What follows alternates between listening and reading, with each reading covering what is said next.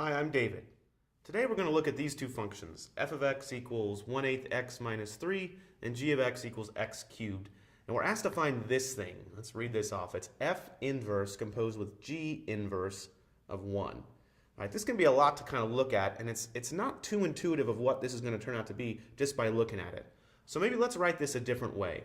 We could write this as f inverse of g inverse of 1. If we write it that way, then it kind of gives us a strategy of how to go forth. We want to find this g inverse of 1 first, and then whatever this is, we want to plug that into f inverse. All right, let's remember how these functions work together. If I have g of x equals y, and then I want to know how its inverse works, then that's the same as g inverse of y equals x. Because when I have a function and its inverse, I'm just replacing the x and y variables, interchanging the x and y variables. So if I want to find g inverse of 1 equals x, that's the same as saying g of x equals 1. And that's really all I need to solve. And this becomes not too hard. I have g of x right here, it's x cubed, so I can just rewrite this as x cubed equals 1. I don't have to worry about a plus or minus because the 3 is not even, 3 is odd. So there's only one value that works here, and that's x equals 1.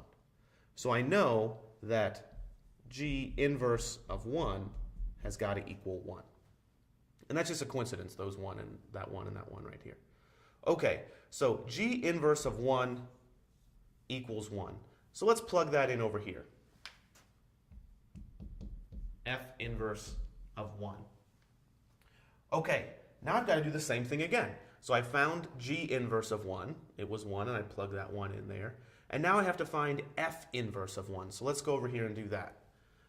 Remember, we've got the same relationship. If f of x equals y, then f inverse of y equals x. And I'm asked to find f inverse of 1 and figure out what that value is. Well, that's the same as saying f of x equals 1.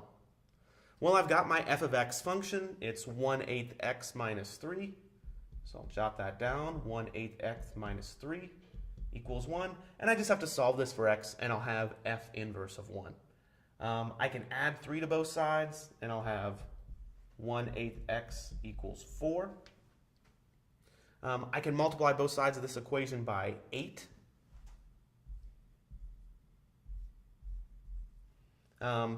8 times 1/8, that gives me 1.